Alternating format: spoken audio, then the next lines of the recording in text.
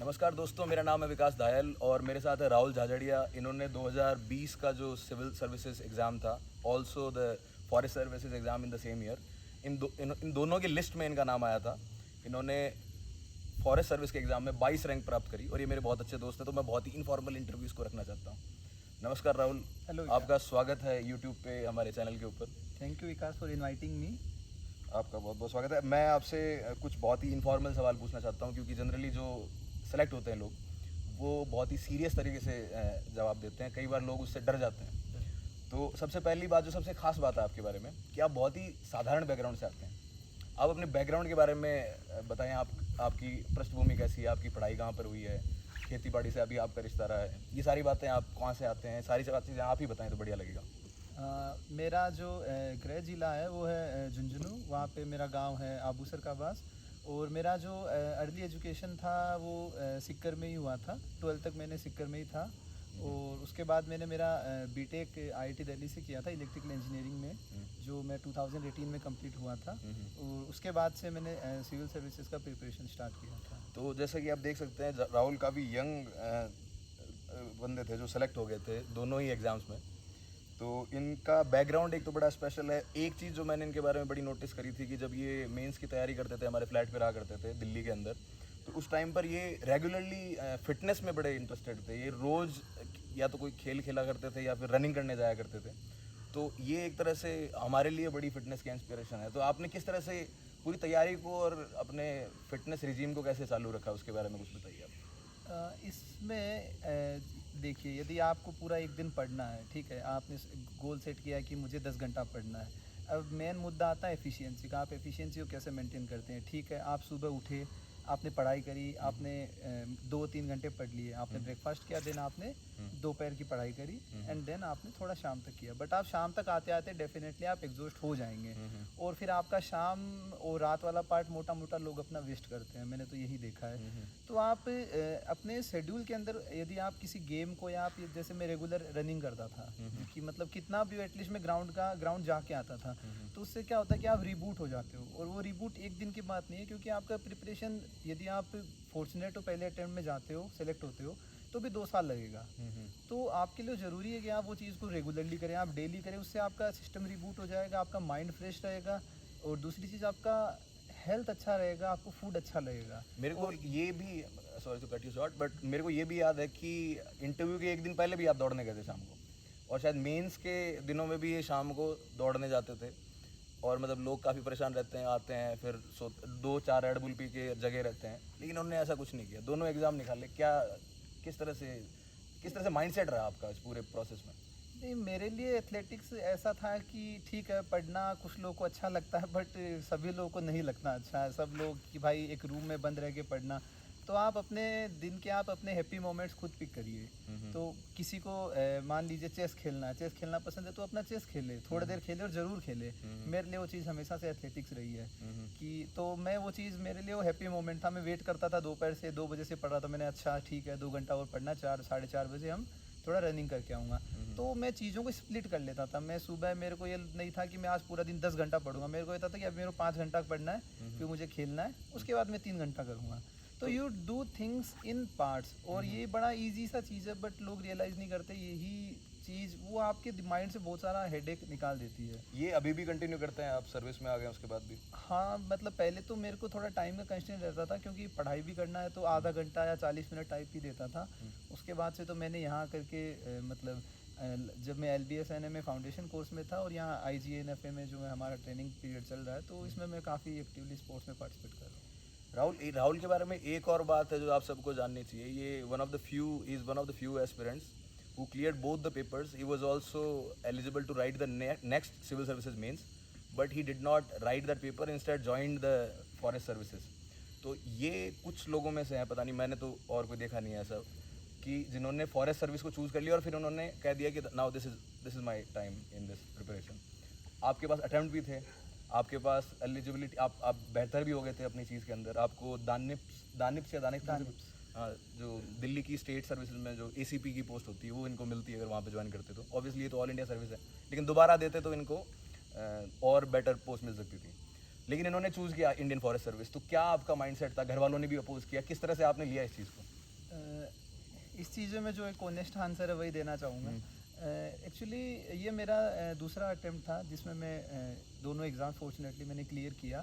तो मेरा as such specifically कोई टारगेट नहीं था कि मुझे फॉरेस्ट सर्विस में जाना इनिशियली। बट जब मेरा प्रीलिम्स फॉरेस्ट का क्वालिफाई हो गया और मेरा सिविल्स का जो मेंस ख़त्म हो गया, उसके बाद जो 40 दिन का पीरियड है तब मैंने इसका प्रिपरेशन करना शुरू किया। और उसी टाइम में मैंने जो देखा कि एक्चुअली फॉरेस्ट सर्विस है क्या, इसका मैंडेट क्या है, इसका मतलब आपका जो वर्क एरिया क्या है, ठीक है, और इसके जो फ्यूचर स्कोप्स, जो इसके जो एक्चुअली लोगों को लगता है कि फॉरेस्ट सर्विस एक मोनोटोनस सर्विस है, is only related with the jungle. But ये चीज़ नहीं है। फॉरेस्ट के अंदर भी आप काफ़ी अलग अलग चीज़ें होती हैं, जैसे आप वाइल्ड लाइफ के क्षेत्र में जा सकते हैं, ठीक है, आप सोशल फॉरेस्ट्री में जा सकते हैं, आप इको टूरिज़्म के क्षेत्र में काफ़ी अच्छा काम कर सकते हैं। और ये एक ऐसा, मैं तो कहूँ तो मतलब मुझे जस्ट फील ऑल राइट वाली बात होती है ना, मुझे बाद में ऐसा रियलाइज़ हुआ कि शायद मैं सिविल सर्विसेज के लिए प्रिपरेशन खुद इंटरनली मोटिवेट होके नहीं करा था। वो एक जो फैमिली प्रेशर जो हम बिल्ड करते आते हैं कि बचपन से कि तुमको एएस बनना है, तुमको आईपीएस बनना है, तुमको, तो शायद मैं भी उसी का एक हिस्सा था। और एक सिंस मैं इलेक्ट्रिकल इंजीनियरिंग आईटी दिल्ली से था, तो लोगों को एक्सपेक्टेशंस थी कि कर लेगा, तो शायद हो भी जाता यदि किस्मत रहता तो। बट फिर मुझे वो चीज़, वो इंटरनल मोटिवेशन लगा नहीं कहीं पे। पर जब मैंने इस सर्विस का मैंडेट देखा तो मुझे एक सही वाइब आई कि हाँ, ये वो क्षेत्र है जहाँ मैं शायद मेरे अगले 35 साल बिताना चाहूँगा मेरे करियर के, क्योंकि ये मेरे लिए एक मतलब करियर डिफाइनिंग मोमेंट था, तो इसीलिए मैं इसमें आया। तो राहुल, आपने इस तरह से आपका थॉट प्रोसेस रहा इसको चूज़ करने में। अभी लगभग आपको 1 साल हो गया, 9 महीने या 10 महीने, 1 साल के आसपास आपको हो गया है ट्रेनिंग में। तो कैसा, जो जैसा आपने सोचा था उससे बढ़िया रहा, वैसा रहा, कमज़ोर रहा?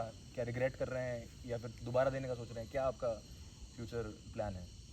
मैं सही बताऊं तो मैंने कम से कम जितने भी लोगों, मुझे कम से कम 15 या 20 जो मेरे अच्छे दोस्त हैं, सभी में से शायद हार्डली 1 या 2 ने कहा होगा कि you will cherish your decision. But बाकी सभी ने कहा फिर से अटेम्प्ट लिखो। सिंस मेरा एज ज़्यादा नहीं है, 25 years, I am 25 years old. And you got selected when you were 22 और 23 एट? I was 24। 24। सो सभी बोल रहे थे कि लिख लो, फिर से लिख लो, यू मतलब कि ये हो, बाद में रिग्रेट करोगे। बट वही बात है कि इन द एंड आपको, you should be at peace with your mind, that is the thing. और उसी वजह से शायद, और मैं 1% भी उस डिसीजन को रिग्रेट नहीं करता। मैं फाउंडेशन कोर्स में मैंने सभी सर्विस के लोगों को देखा है, और स्पेशली जब से मेरा ट्रेनिंग शुरू हुआ है, जब से हमारी फील्ड विजिट्स हुई हैं, जैसे स्पेशली जो हमारे फॉरेस्ट सर्विस में टूर्स होते हैं, तो वहाँ जाके जब मैंने जो चीज़ों को देखा कि कैसे एक फॉरेस्ट डिपार्टमेंट सही से कि फील्ड में कैसे काम करता है, तो उसके बाद तो मुझे और ज़्यादा कन्विंसिंग रहा है कि हाँ, मेरा डिसीजन मेरे लिए सही है। तो आपने जैसा सोचा था वैसे ही आपने फॉरेस्ट एकेडमी में आके, आपकी ट्रेनिंग में आके आपने देखा वो? हाँ, ये चीज़ मैंने पाई कि जो मैं सोच रहा था, जो मैं खुद से चाहता था कि हाँ, ये चीज़ मुझे वहाँ मिलनी चाहिए, वो मुझे यहाँ आके कि पता लगा कि हाँ, वो सब चीज़ें उस इंडियन फॉरेस्ट सर्विस के एक ऑफिसर को करने को मिलती है। तो Rahul Jajodia can be called the poster boy of Indian Forest Service. He is for the Forest Service, and he is also telling us how did he select the Indian Forest Service over the Indian Civil Services. अगला आपका, आपसे जो बहुत ही महत्वपूर्ण सवाल है, आपका दूसरा अटेम्प्ट था।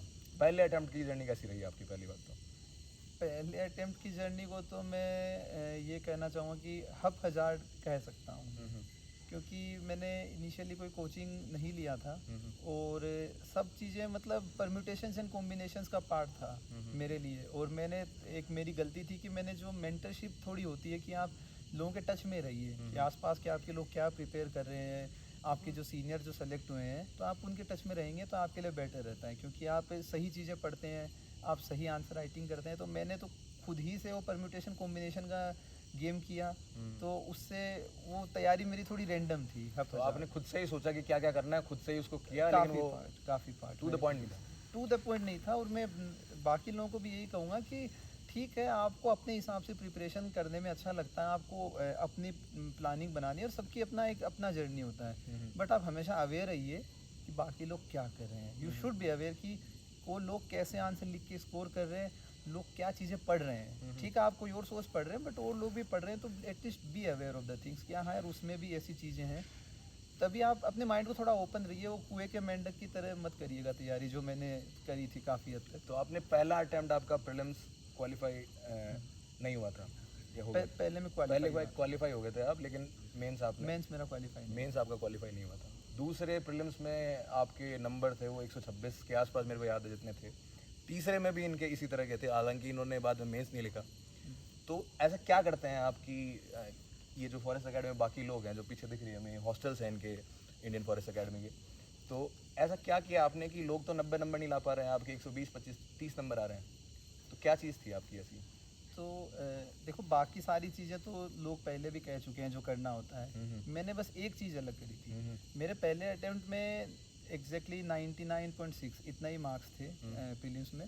दूसरे मेरे 136 के आसपास, 136 ऐसा कुछ था। तीसरे में भी जिसका मैंने मेंस लिखा नहीं था 126 थे। मैंने देखा सब चीज़ों से और लोगों से कंपेयर करके, मैंने एक चीज़ अलग करता था मैं हमेशा, और जो शायद मेरे रिवॉर्डिंग थी कि जैसे मैंने पहले प्रीलिम्स मैंने लिखा था, तो मैंने टेस्ट सीरीज़ के कम से कम 40-50 पेपर सब सोल्व करते हैं, ठीक है। तो उसमें आपके पास काफ़ी सारा जो पोर्शन स्टैटिक होता है, आप यूपीएससी के एग्ज़ाम देखेंगे तो ठीक है 100 में से 60 क्वेश्चन तो बेयर मिनिमम आप कह सकते हैं कि स्टैटिक है, बचा 40% वेरिएबल हो सकता है। तो मैंने जो मेरे पेपर्स थे उस समय के, वो पेपर में कभी नहीं फेंकता था। हिस्ट्री आपकी हमेशा स्टैटिक रहेगी, ये साल अगला साल कुछ भी हो। ज्योग्राफी के आपके सेम क्वेश्चन स्टैटिक रहेंगे, पॉलिटिकल साइंस आपका स्टैटिक रहेगा, एनवायरनमेंट स्टैटिक रहेगा। नेशनल पार्क से 1 या 2 नए ऐड हो जाएंगे या 1 या 2 नए टाइगर रिजर्व, बट जो 50 हैं, 51 हैं, वो तो उतने ही रहेंगे। तो मैं क्या करता था कि वो जो पेपर्स थे वो मैं रखता था, उनमें मेरी जैसे जो भी गलती हुई तो मैं अंडरलाइन करता था। तो वो जो मेरे जैसे मैंने 100 सवाल किए, मेरे 60 सही हुए, 40 गलत हुए, तो 40 मेरे पास थे। और जब मैंने नेक्स्ट ईयर प्रीलिम्स लिखा तो मैंने इंश्योर किया कि वो 40 में से जितना भी स्टैटिक वाले पेपर्स थे, एटलीस्ट 25, 26, मैं वो पेपर थ्रूली रिवाइज करता था। उसके 2 फायदे, पहली चीज़ कि आप 1 घंटे में उसको पूरा रिवाइज कर देंगे, क्योंकि आपको फिर से पेपर अटेम्प्ट नहीं करना, आपका सॉल्यूशन है, आपने मार्क कर रखा है। आपको जो सवाल आपको आते हैं वो आप अगले साल भी कर लेंगे, बट आपको 40 सवाल सुधारने हैं। तो वो 40 में हमेशा गो थ्रू करता था, और उनसे मेरी गलतियां जो थी वो मेरी कम होनी शुरू हो गई। और आप जब गलतियां देखते हैं तो आपको एक कॉमन सेंस भी डेवलप होना शुरू हो जाता है कि यार मैंने सवाल गलत क्यों किया।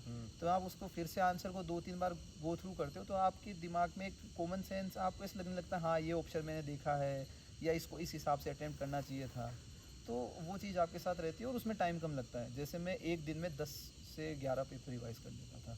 तो यदि आप नए पेपर अटेम्प्ट करेंगे तो आप एक दिन में हार्डली 3 या 3.5, 4 कह सकते हो, पर मैं 11, 12, 13 पेपर तक रिवाइज कर लेता तो था। आपने मतलब जो आपने बेसिकली अपना जो आप पे बर्डन है, प्रीलिम्स के टेस्ट लिखो फिर से उनको वो करो, उसको आपने कम कर लिया स्टैटिक पार्ट के लिए। मैंने जो सेकंड और थर्ड अटेम्प्ट थे उसमें टेस्ट कम लिखे थे, और वही लिखे थे प्रीलिम्स के टेस्ट जो, आपने हाँ वो लिखे थे कि जिनमें मुझे करंट अफेयर या जिनमें थोड़ा वेरिएबल रहता है, साइंस एंड टेक में नई चीज़ें आती हैं, एनवायरनमेंट में कुछ नई चीज़ें आती रहती हैं, उनके टेस्ट मैंने ज़्यादा लिखे थे, स्टैटिक वाले कम लिखे थे। और सेम जब मैंने थर्ड अटेम्प्ट लिखा था, थर्ड प्रीलिम्स जो मेरा था, उस समय भी मैंने जो मेरे फर्स्ट प्रीलिम्स के जो स्टैटिक पेपर थे, सेकंड प्रीलिम्स के जो मेरे स्टैटिक पेपर थे, वो मैंने रखे थे।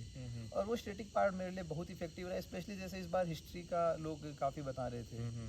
तो मेरा हिस्ट्री में एटलीस्ट मतलब 20 में से 14 to 15 आंसर्स, जो मतलब कि ये लोगों नेट के करेक्ट, कई बार 6 या 8 के बीच जो में। मेरे 14 to 15 करेक्ट हुआ, बिकॉज मैंने ऑलरेडी हिस्ट्री का इतना फैक्ट्स था मेरे पास उन टेस्ट के थ्रू कि मेरे बुक्स प्लस ये material was more than sufficient for me. Rahul भाई, एक आप बताइए कि जैसे लोग प्रीवियस ईयर क्वेश्चंस का कहते हैं प्रीलिम्स को लेके खास तौर पे, कि प्रीवियस ईयर क्वेश्चंस को आप अच्छे से करें, समझें उनको, एग्जामिनर की साइकोलॉजी समझें। तो प्रीवियस ईयर क्वेश्चंस का भी आपने किसी तरह से यूज़ किया था जो प्रीलिम्स के थे?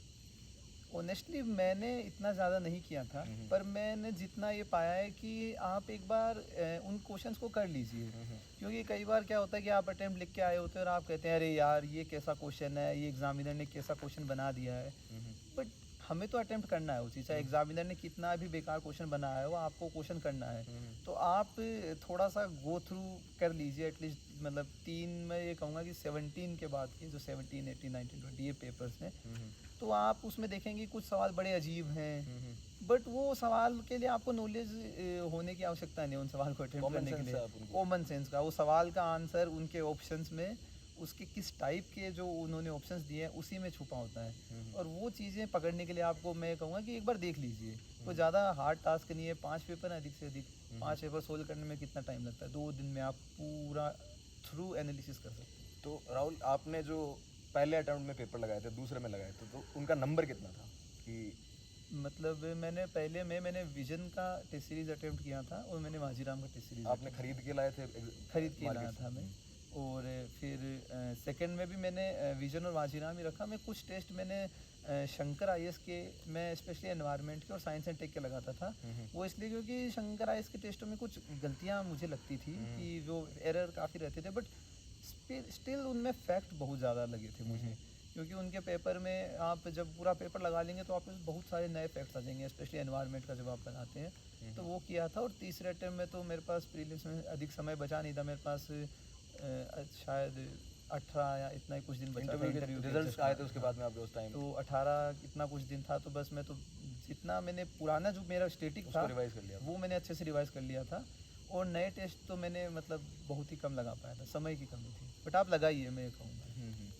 राहुल भाई, एक आपने जैसे जो प्रीलिम्स के टेस्ट लगाए, उसमें लोग कहते हैं कि बड़ी ट्रिक्स होती हैं, कुछ ऐसा कुछ होता है कि आपने एक्सट्रीम स्टेटमेंट देख लिया।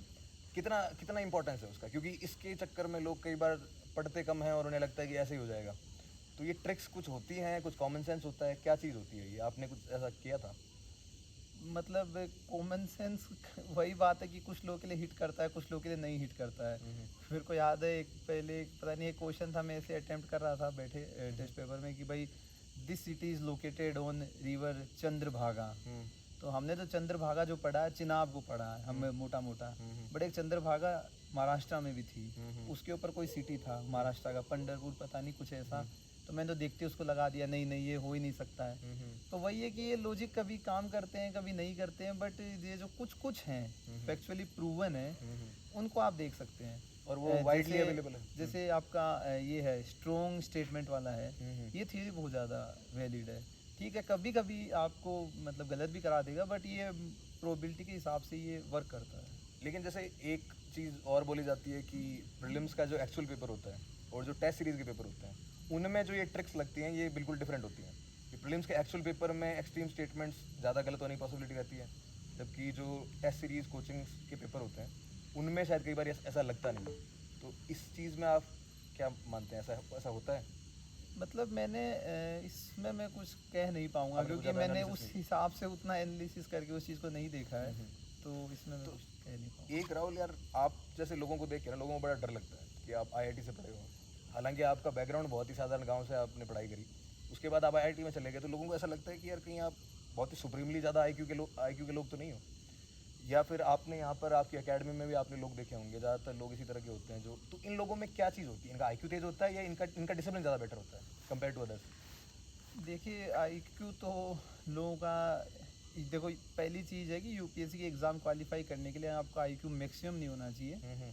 मतलब अच्छा है ज़्यादा है तो आपका आईक्यू एक बेसिक जो मिनिमम लेवल है उसके ऊपर होना चाहिए। बस वो एक क्वालिफिकेशन मार्क है कि हाँ यार इतना होना चाहिए कि एक साधारण चीज़ यदि आपको कोई चीज़ बताए कि देखो भाई गरीबी क्यों होती है, गरीबी इन इन 10-5 कारणों की वजह से, यदि आप वो चीज़ समझ पा रहे हैं तो आपका आईक्यू मोर देन एनफ है। इसके ऊपर आपका कोई आईक्यू नहीं चाहिए होता है। स्पेशली जीएस ऐसे इनके लिए बहुत एनफ है।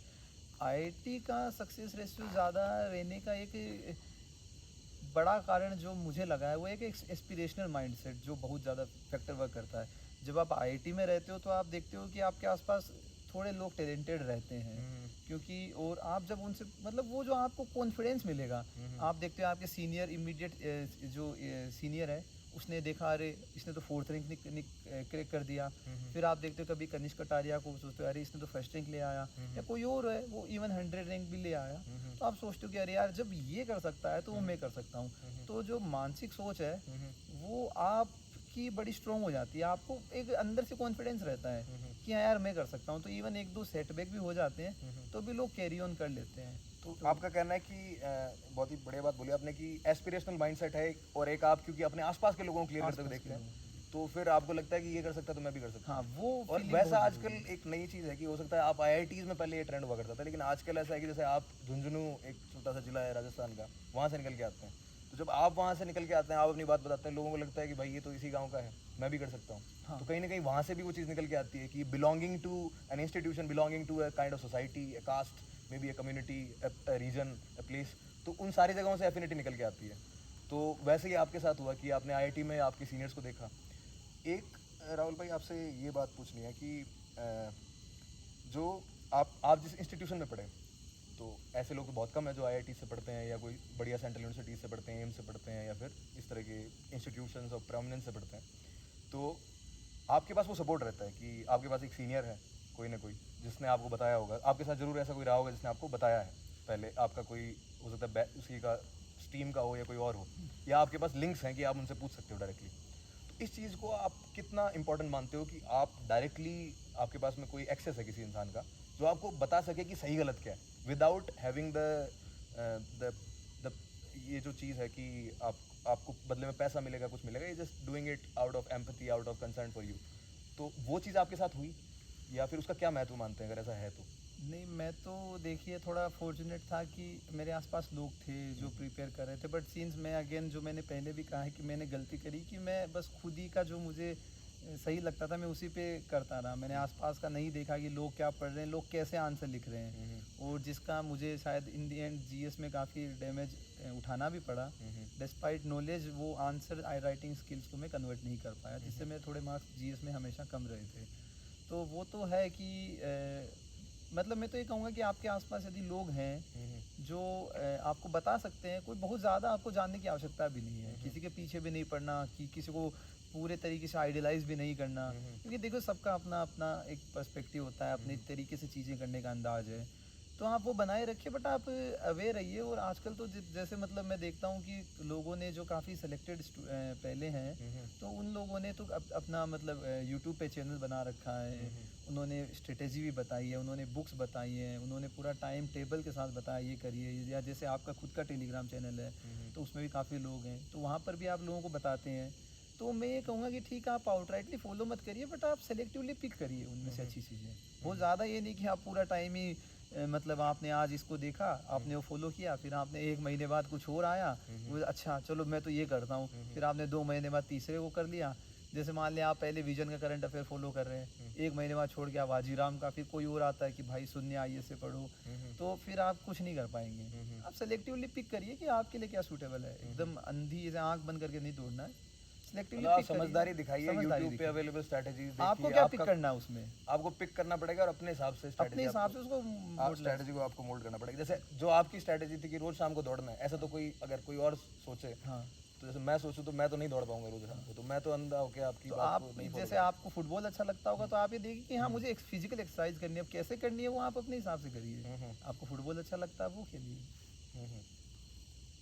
एक आप काफ़ी लोग ये सवाल पूछते हैं कि जैसे मेंस हो गया आपका, अभी खास तौर पे अभी मेंस हुआ 25 तारीख को, उसके बाद में जैसे आपका तो फॉरेस्ट का एग्ज़ाम था, लेकिन जैसे आपने और लोगों को देखा, यहाँ पे कई सारे लोग दोबारा देते हैं वगैरह वगैरह, तो मेंस और जो रिज़ल्ट आता है उससे पहले क्या लोगों को पता चल जाता है कि मेरा, क्या लोगों को पता करना चाहिए देख के कि मेरा हो रहा है नहीं हो रहा है, कितने मार्क्स मेरे आने वाले हैं, या फिर किस तरह से बाद में टाइम को निकालना चाहिए जब तक इंटरव्यू का कॉल नहीं आता? आपके इंटरव्यू में बहुत अच्छे मार्क्स थे क्योंकि, हाँ, तो आपने इस तरह का कुछ मेरे ख्याल से 184 या 194 के आसपास आपके मार्क्स सिविल में 182 और फॉरेस्ट में 204। थे, 204, जो कि बहुत ही ज़्यादा अच्छा स्कोर था। तो मेंस के बाद में क्या, किस तरह से आपको टाइम स्पेंड करना चाहिए? मतलब मेरे लिए तो फॉरेस्ट का मेंस था, बट मैं ये कहूँगा कि आप एक चीज़ है, ये बड़ा फैक्टर है, लोग बाद में रियलाइज़ करते हैं कि प्रीलिम्स के जस्ट पहले आता है इंटरव्यू, और इंटरव्यू के बाद आपके पास प्रीलिम्स के लिए समय नहीं रहता है। और इमेजिन करिए आपका इंटरव्यू अनफॉर्चुनेटली थोड़ा ख़राब हो गया, अब आप नहीं चाहते कि आपका प्रीलिम्स ख़राब हो, और वो लोग इग्नोर करते हैं उस चीज़ को, और लोग आउटराइटली इंटरव्यू के पीछे भागेंगे, पूरा टाइम वही प्रिपेयर करेंगे, और इन केस उनके नहीं हो पाया तो अगला प्रीलिम्स क्रैश करते हैं। और वो प्रीलिम्स आपके लिए क्वालिफाई करना सबसे इम्पोर्टेंट है, क्योंकि अब आप एकदम अप के ऊपर हैं, आपने जस्ट इंटरव्यू दिया, तो आपके नेक्स्ट अटेम्प्ट में सेलेक्ट होने के चांसेस बहुत ज़्यादा हैं। तो मैं ये कहूँगा कि आप 2 से 3 चीज़ों पे काम करिए साथ साथ। पहला, अपना प्रीलिम्स, आप मेंस के बाद हल्का फुल्का समय दीजिए। जैसे अगला प्रीलिम्स मान लीजिए आपका जून में है, तो आप अभी से मत दीजिए, बट एटलीस्ट आप जनवरी के बाद से थोड़ा बहुत समय दीजिए। आप मतलब 1 घंटा 2 घंटा 2 घंटा आप दे सकते हैं, 1 डेढ़ 2 घंटा, फिर धीरे धीरे आप उसको जैसे जैसे एग्ज़ाम क्लोज आए आप उसको बढ़ाइए। दूसरा, आप इंटरव्यू के लिए मैं तो ये कहूँगा कि 1 महीना भी सफिशिएंट होता है, बट आप यदि थोड़ा सा लोगों से अहेड रहना चाहते हैं, आप थोड़ा कॉन्फिडेंट हैं, तो आप जो पास्ट ईयर के ट्रांसक्रिप्ट्स हैं उससे आप जो क्वेश्चंस जो आपके प्रोफाइल से जो मतलब आप काफ़ी रिलेट करेंगे कि मान लीजिए कि जैसे मैं आईआईटी से पढ़ा हूँ तो पहला सवाल आएगा कि अच्छा आईआईटी से आपने क्या सीखा, ठीक है, आईआईटी में क्या क्या रिसर्च होती हैं, या मतलब और भी सिंपल चीज़ें जैसे मान लीजिए मैं एथलेटिक्स हूँ तो एथलेटिक्स किया मैंने तो एथलेटिक्स का भी एक सिंपल क्वेश्चन पूछ सकते हैं। तो आप वो सब चीज़ें प्रिपेयर कर सकते हैं जो आपके लिए इजी है, आप मतलब फ्री माइंड के साथ कर सकते हैं। और उनमें करने में आपको कोई मतलब दिक्कत नहीं है, 2-3 घंटा आप उसको भी दे सकते हैं। मतलब एटलीस्ट 2 दिन में एटलीस्ट 3 या 4 घंटा आप इंटरव्यू को थोड़ा थोड़ा प्रिपेयर कर सकते हैं। लेकिन ज़्यादा फोकस आप कह रहे हैं कि मतलब इसके बाद में प्रीलिम्स सभी चीज़ों पे और जो आपको आपकी focus कमजोर करना रह गई ये चीज़ें उनको बढ़िया करें रादर कि आप ऐसे, क्योंकि आपको सभी चीज़ों को फोकस करना होगा। आप प्रीलिम मेंस की जस्ट बात तो आप कुछ टाइम तक अपने मेंस में जो सबसे बड़ी गलतियाँ थी उनको आप सुधारिए। उसके बाद आप धीरे धीरे आप अपना प्रीलिम्स का पिक करिए चीज़ें कि आपको प्रीलिम्स भी क्रैक करना है यदि आपका इंटरव्यू नहीं हुआ तो। और साथ में आप इंटरव्यू को भी थोड़ा थोड़ा पिक करिए। 2 घंटा प्रीलिम्स को दीजिए थोड़े टाइम बाद और 2 घंटा इंटरव्यू के लिए दीजिए। आप मान लीजिए आप 9 घंटा ही पढ़ते होंगे तो 5 घंटा आप अपने पुरानी चीज़ों को करेक्शन कीजिए। बैलेंस करना पड़ेगा, बैलेंस ही ज़रूरी है। एक राहुल ये सवाल कई लोग पूछते हैं कि मतलब आपने देखे भी होंगे ऐसे कई लोग जो कई बार ऐसा होता है कि प्रीलिम्स में लोग बहुत ज़्यादा अटके रह जाते हैं, कई बार सीसाइड की वजह से रह जाते हैं, कई बार क्योंकि उनको डर हो जाता है प्रीलिम्स का, या तो आपने भी ऐसे लोग देखे होंगे जिनको प्रीलिम्स में बार बार मुश्किल आ रही है। तो एक जो मेरा एनालिसिस है कि जनरली जो लोग एक बार क्लियर कर देते हैं, जैसे आपने क्लियर किया तो आपने दोबारा भी किया, तीसरी बार भी किया, तो ऐसे लोग होते हैं वो दोबारा करते रहते हैं बार बार। तो जो बिल्कुल नए पहला इंसान पहली बार जो प्रीलिम्स देने आ रहा है तो वैसे लोगों की संख्या बहुत कम होती है जिसका पहला ही प्रीलिम्स क्लियर हुआ है, तो इफेक्टिवली उनका प्रीलिम्स क्वालिफाई करने का चांसेस और भी कम हो जाता है। रीज़न बीइंग कि कंपटीशन ऑलरेडी जिन लोगों ने क्लियर कर लिया उनसे उनका है। तो उन लोगों को क्या तैयारी, जैसे अभी अक्टूबर शुरू होने वाला है, तो क्या उनको तैयारी अभी से शुरू करनी चाहिए? जैसे कोई लोग बोलते हैं फरवरी से करो, फरवरी से बाकी सब लोग कर रहे हैं, या फिर जनवरी से करनी चाहिए? किस टाइम से उनको क्या करना चाहिए? जैसे कुछ लोग हैं जिनका ऑलरेडी 1 या 2 या उससे ज़्यादा बार प्रीलिम्स नहीं क्वालिफाई हुआ, कईयों का 4 बार भी नहीं हुआ, 5 बार नहीं हुआ, 2 बार नहीं हुआ, 1 बार नहीं हुआ, तो उन लोगों की कब से प्रीलिम्स की स्पेसिफिक तैयारी होनी चाहिए? देखिए इसमें मैं एक आपको कुछ एक अलग एनालॉजी से बताता हूँ चीज़ें। मान लीजिए किसी को एक होता है कॉमन सेंस किसी चीज़ के रिलेटेड। किसी को फुटबॉल का कॉमन सेंस है, वो बहुत अच्छे से फुटबॉल खेल लेगा, उसके लिए कोई प्रैक्टिस उतना ज़्यादा मैटर नहीं करती है। बट कोई ऐसा है कि उसको भी उतना अच्छा खेलना है बट वो उतना इजी पिक नहीं कर रहा उस चीज़ को, तो उसको प्रैक्टिस करना पड़ेगा। सेम इसी में है। कुछ लोग मेंस में बिल्कुल आंसर राइटिंग करे बिना भी अच्छा स्कोर करते हैं, कुछ लोग प्रीलिम्स के टेस्ट लगाए बिना भी बहुत अच्छा करते हैं। बट वो लोग हैं, बट हमें हमारी लिमिटेशन पहचाननी होगी कि यार हाँ मेरे लिए प्रीलिम्स एक चैलेंज है। तो आप उन लोगों को मत फॉलो करिए कि यार ठीक है मैं भी 2 महीने में के बाद ही 2 महीने में कर दूंगा लास्ट के एग्ज़ाम के पहले। यदि आपको लग रहा है आपके लिए चैलेंजिंग है तो आप शुरुआत से पिक करिए। जैसे पीटी 365 सभी लोग पढ़ते हैं, पर पीटी 365 आता है एग्ज़ाम से 1.5-2-2.5 महीना पहले। अब आप उसको पढ़ेंगे भी, आप उसको 2 से 3 बार रिवाइज करना चाहेंगे, तब जाके आपके माइंड में पक्का होगा। बट आपका समय है प्रीलिम्स और उस पीटी 365 आने के बीच में नहीं है। अब पीटी 365 बनता है मंथली मैगजीन से, तो आप मंथली मैगजीन अभी से करके चलिए ना, आप उनको उठा के चलिए कि ये ठीक है, मतलब जब से मैं फाइनल प्रीलिम्स की एकदम डेडिकेटेड तैयारी करूँगा 2 महीना, उसके पहले तक आप करंट अफेयर के ऊपर 2 या 3 बार अपनी नज़र निकाल चुके होंगे। तो अब जब आप उसको एग्ज़ाम के जस्ट पहले पढ़ेंगे तो आपके माइंड में पक्का रहेगा। मतलब आप बाकी लोग को देख के मत करिए, आपके लिए यदि कोई चीज़ चैलेंज है तो ज़्यादा आप चैलेंज है तो उसको ज़्यादा टाइम आप आपको उसके देना हिसाब से प्रिपेयर करिए। सेम जैसे मेंस में अगर आपको लग रहा है कि आपका स्कोर कम आ रहा है तो उसी चीज़ पे आप काम हाँ, करें उस चीज़ पे करिए कि अब क्योंकि कुछ लोग का जैसे नहीं आ रहा है स्कोर और स्टिल आंसर राइटिंग प्रैक्टिस नहीं करते हैं, पर और कुछ लोग बिना आंसर राइटिंग प्रैक्टिस किए अच्छा स्कोर करें, तो आप उनको मत देखिए, आप अपने को देखिए कि यार मेरे लिए ये चैलेंज है, मुझे एक चैलेंज को इम्प्रूव करना है। तो राहुल भाई बहुत लंबा आपने टाइम दे दिया, आपका सुबह 5 बजे उठना भी है, अभी रात के 11 से ज़्यादा बज गए हैं, तो जितना आपने टाइम दिया था उससे ज़्यादा हमने आपका टाइम खींच लिया। फिर भी आपने काफ़ी कैंडिड तरीके से सबको सारी बात बताई, और मतलब काफ़ी यूनिक तरह के इंडिविजुअल हैं राहुल जाजड़िया, और इन्होंने जिस तरह से चीज़ें बताई हैं, he is the poster boy of Indian forest service. और फॉरेस्ट सर्विस के बारे में जानने के लिए आप इनसे कनेक्टेड रहिएगा, जिस भी सोशल मीडिया से करेंगे फ्यूचर में, अभी तो नहीं है। तो बहुत बहुत धन्यवाद राहुल आपका, और मज़ा आया बात करके। और आपको कैसा लगा कमेंट्स में बताइए, आपको कोई सवाल हो तो कमेंट्स में बताना, हम जवाब भी देंगे उनका, और राहुल भी जवाब देगा। Thank you.